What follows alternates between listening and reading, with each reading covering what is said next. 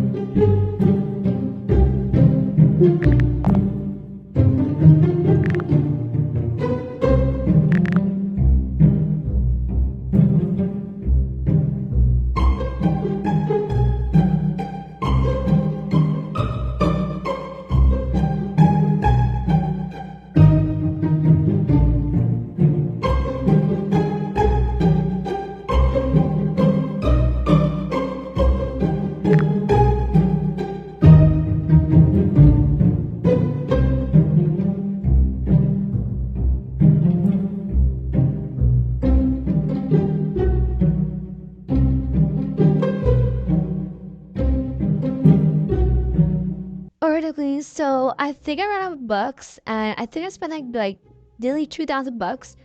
But I think I did a great job. But it was just so hard doing the entrance because it was kind of hard. I don't know why.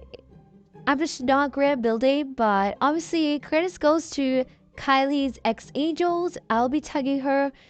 This is not made by me, so maybe just ask the person if they allow you to copy that. And I asked and she allowed me, and yeah. Alright, Declan, so I'll be doing a part 2 very soon when I just grind a bit more, and yeah. See you soon, Declan. Bye!